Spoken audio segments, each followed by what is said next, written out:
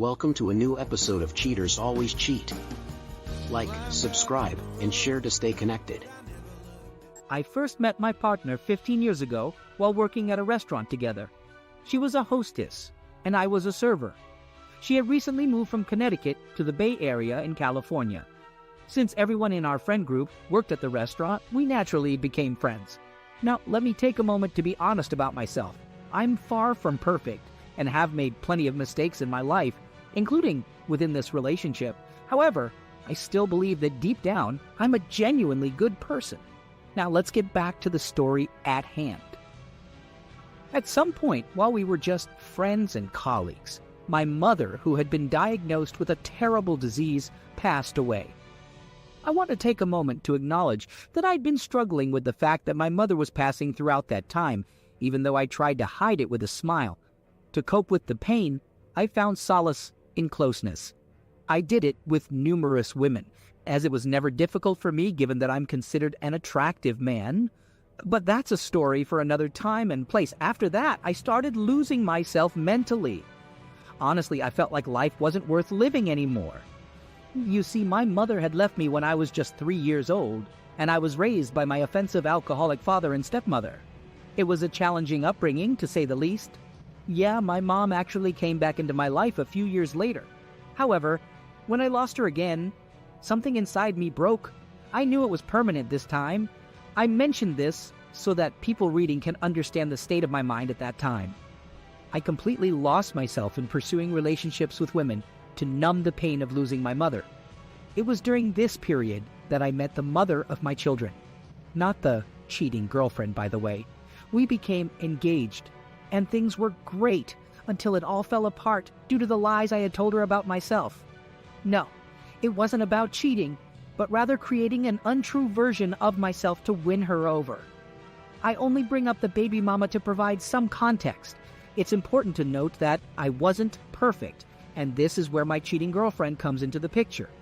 This is when things took a turn in our friendship. I hit rock bottom during this period, and it wasn't just because of my depression.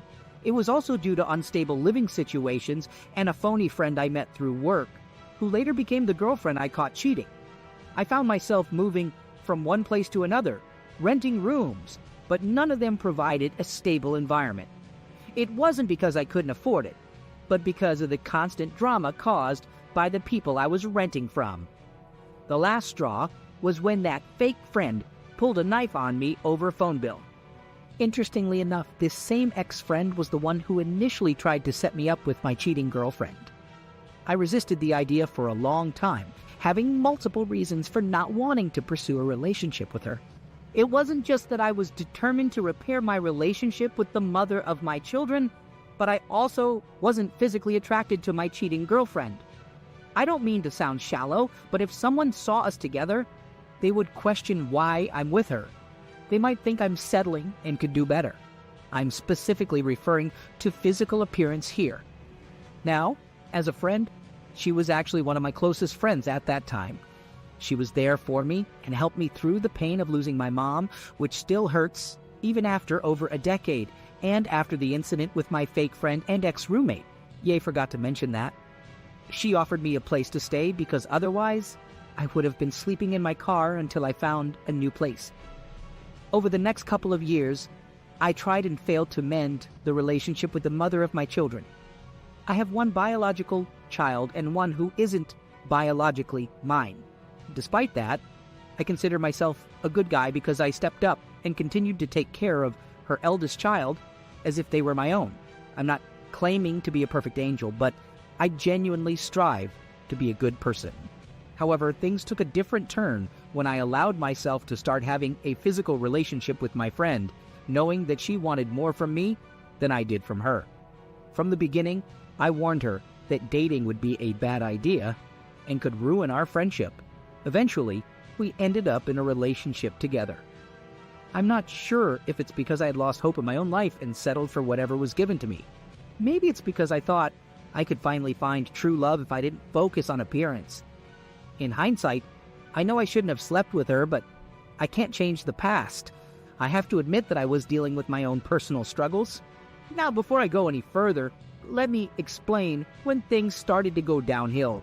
Even before we officially became a couple, when we were just friends and I was staying at her place after the incident with my friend and the knife. She was secretly involved with a married coworker from her second job. Meanwhile, I was still trying to work things out with the mother of my children. Eventually, things became close between me and my friend who I'm currently living with. I made it clear to her that if she wanted to take our relationship seriously, like she claimed when she said things like, "I'm staying in CA to see where things go between us," she had to end things with the other guy we'll call the a-hole. Later on, she became pregnant, claiming it was the a-hole's child. However, I have a suspicion that it could have been mine. Nonetheless, she decided to have a termination. On the day of the termination, the a-hole and her female best friend came back to the apartment. For some reason, her best friend came into our room to keep me company and cuddle, spoon, while the cheating girlfriend, not yet my girlfriend, let me clarify, was in the living room, crying and seeking comfort from him on the couch. This made me really angry because I'd been clear about my feelings towards the a-hole. So I took her friend home and we hooked up and had closeness for about 4 hours before I left to go to smoke with my best friend at his place. Several months later, after the cheating ex-girlfriend and I moved into a new studio apartment together because she had problems with our previous roommate, living in the Bay Area is expensive. I came back early from work. The restaurant where both my best friend and I were working had a slow night. I was dropped off, and when I reached the door, which I didn't have a key to yet, I started knocking. After receiving no response, I heard noises from inside and quickly realized that she was being close with someone. I started pounding on the door for at least 25 minutes. Eventually, it opened, and to my surprise, it was the married a-hole standing right in front of me. I guess neither of them heard me because the radio was on too, but I was furious. That's when I realized I could never truly trust this woman. As time went on, she tried to convince me that it was over between her and him, but I never believed her, simply because every time I asked her to end her friendship with him, she would hit me with the line, "You can't choose my friends for me." That was a major red flag for me. In my opinion, men and women can't simply be friends, especially if they have a physical relationship. Maybe it can work in a long-distance scenario, but not when they have face-to-face contact. It just doesn't work because men are usually attracted to women, and women are usually interested in starting a family with men. As time goes by, I find myself changing jobs multiple times. I need something more stable because I have 2 young children that I'm still taking care of, along with my ex-fiancée, even though she's getting married soon to someone else at this point. My cheating girlfriend helps me secure a job at the same place she works, which happens to be a well-off private school. Yes, the a-hole also works there, but initially we're all on separate campuses. So it's not a big deal to me. We eventually upgrade to a larger apartment with 2 bedrooms. I was tired of the long round trip on a Greyhound bus, spending 2 hours each way every Tuesday just to see my kids for a short time. So, not only did we get a bigger place, but I also bought a somewhat new car, a 20-year-old Mustang with only 36,000 miles on it. At that point, things seemed to be going well, considering all we had been through. Yes, she had been disloyal to me multiple times, but I wasn't perfect either. I thought things were improving, or at least I hoped so. But then, towards the end of my first year at the new job, they transferred me to the lower school campus. And guess who my immediate supervisor turned out to be? That's right, the a-hole. Great, gotta love the irony, huh? Right from the beginning, he offered me the opportunity to work and manage the snack bar program on campus. This meant I would be working for 8 hours instead of 6, which I accepted because I had children to support and bills to pay. Little did I know that he had his own agenda for giving me those extra hours, so he wouldn't have to work them himself. But I didn't see it as a problem at the time because he hadn't caused any issues in years. Besides, he wasn't even allowed in my house, and we had a female roommate for a while, so I got used to having someone else around. Eventually, when the roommate, who also worked with us, quit, I asked her to leave because it was time for my children to have the room that was meant for them. To make a long story short, my cheating girlfriend never trusted me and always snooped through my phone and MySpace account back in the day if I forgot to log out on my computer. Somehow, she even knew my password. She found messages from other girls which were inappropriate on their end. Even though I hadn't sent anything inappropriate myself, these girls were sending me explicit photos and expressing unsolicited desires. I have no idea why I allowed myself to keep those messages on my phone or in my inbox. Maybe it was my ego, but she found out about them and was furious. During a heated moment, she warned me that if it happened again, I would regret it. There were other warning signs too. She talked about breaking up with me and even asked me to move out of our apartment, even though both our names were on the lease. I refused because I didn't want to be homeless again. I didn't want to go back to sleeping in my car. For a while, things seemed to improve because she started acting normal again. But I was so wrong. One day my neighbor asked if we had a new roommate. We didn't. He described a guy who had been coming over, and I immediately suspected it was our mutual friend. Unfortunately, I missed that red flag. A few weeks later, one night she went out with a female coworker of ours. Later that night, as I took our puppy out for a walk, I noticed a suspicious SUV parked in the middle of the street right in front of our apartment. As I crossed the street about 20 feet in front of the vehicle, which had its lights on, I squinted to see who was inside because the car looked just like the a-hole's SUV. Despite it being late and dark, I tried to make out the figures inside. Now my eyesight isn't the best, but it seemed like they were kissing. Curious and filled with anger, I crossed the street again slowly to get a better look. They clearly noticed me and could tell I was upset. As soon as I got inside the apartment, I grabbed my phone and called her, ready to confront her about what I saw. She answered the call, but she was angry that I was making a big deal out of it. She essentially gaslighted me, dismissing my concerns. Since I couldn't see for sure what I thought I saw with the headlights on, I couldn't fully argue against her. But I'm not dumb. I know exactly what I saw. As weeks went by, my friend, who shares a driveway with me, asked if I had a roommate and then installed cameras in his window facing my front door. He also positioned another camera to face the street using his neighbor's place. It wasn't a problem for him since he often helps the elderly man with various tasks. He explained that there had been instances of people trying to steal things from his backyard and he wanted to catch them in the act. I thought his reasons were legitimate because he owns and parks many expensive vehicles on the street and in the back area. Little did I know, he did it for my own benefit. He had been trying to communicate with me about something, but words weren't enough to convey the message. Well, a few weeks later, when my friend had reached his limit with her making a fool out of me, he came to me with the evidence while we were smoking in his carport. He said, "I usually don't like to meddle in other people's business, but since we're friends and spend so much time together here, I couldn't just stand by and not show you this." It turns out that almost every other Friday, and even on some work days, when I have my kids on the weekends there with me, when I'm not at home visiting my brother or my best friend who lives an hour away, my boss has been coming over while I'm still at work. He leaves before I finish my shift since he's the one who writes my schedule. And if I happen to leave again, he comes back. They spend hours together behind closed doors, walking my dog together, and even bringing alcohol into my house, even though I hate alcohol, and drinking with her. I'm furious beyond words now. He sends me copies of the videos via email, and I immediately confront her about it. She tries to come up with a lie, saying he's coming over to discuss work-related training since she's being promoted to management. Yes, that may be true, but it still doesn't explain why he's inside my house, behind closed doors. I show her the video footage briefly, knowing she's caught, and she starts changing her story.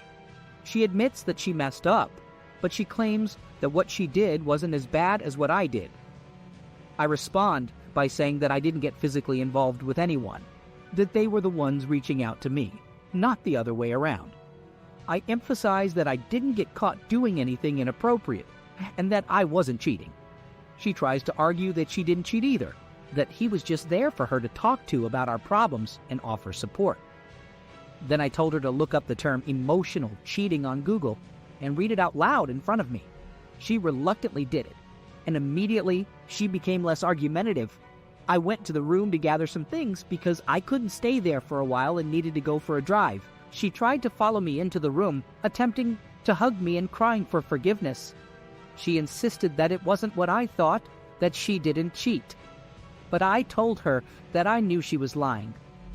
I pointed out that she had a long history of being caught with him before, so I could see through her lies.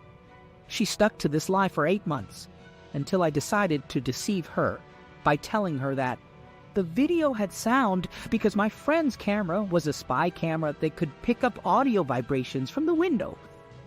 Immediately, she confessed. She admitted that it had actually happened twice, after originally claiming it was only once. But I knew that was another lie. I knew because my neighbor had informed me that he had been showing up for at least 7 months. Unfortunately, I'm still living with her because I don't have the financial means to move out and provide my children with their own room elsewhere. I have to pay child support to their mother and support both children while they're with me, as well as take care of myself. It's become clear to me that she's never going to change, and I've lost trust in women. She claims she has no contact with him outside of work emails now, but I know she's lying. I know because he texted her one night when she came home drunk. The text implied that they had been together because he knew she was drunk. He asked if she got home safely and mentioned how drunk he was. She also gave me her phone password in an attempt to win me back, so I went through her phone. I noticed his number was deleted and there were no texts to him. However, when I checked her messages with her best friends, she spilled the beans. Just 7 months ago, she was planning to hang out with him, most likely. Yeah, I don't deserve to go through this. I know I'm not perfect, but I deserve something better. Right now, I have no choice but to stay in this miserable apartment for the next 4 years just to provide my children with a decent life when they're with me. I refuse to go back to renting a room and spending hours traveling just to see them for a few hours a week. I deserve more than that. I won't go backwards. However, I won't forgive her either. So, for now, I'll keep dating and sleeping with other women to find a bit of happiness for myself until I can finally leave this place. Unless another woman is willing to live with me. But I'm probably too damaged for that now. Well, that's my sad story. Thanks for listening. If you have any advice, feel free to share. Just remember, I'm stuck here for 4 years, or until my name reaches the top of the waiting list for apartments owned by my job.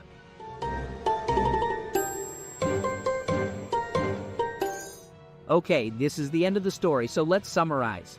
Wow, what a journey it's been. If there's one thing we can all take from this story, it's that trust is the foundation of any relationship. It's an integral part of the bond that holds two people together, and once it's broken, it's incredibly hard to rebuild. Firstly, to the original poster, I would like to commend you for your resilience and determination to keep going despite the difficult circumstances you faced. Your honesty and openness in sharing your story is admirable, and it's clear that you've been on a very turbulent journey. It seems like the relationship you had with your girlfriend was rooted in mistrust and dishonesty from the start. From her clandestine relationship with her coworker to her refusal to let go of her friendship with him, it's clear that she didn't respect your boundaries or your feelings.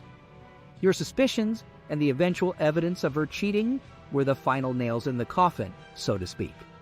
It's important to note, however, that you both made mistakes. You were both at fault in some ways, and it's crucial to acknowledge that in order to grow and learn. The fact that you were entertaining other women in your inbox and the lies you told to the mother of your children also eroded the trust in your relationships.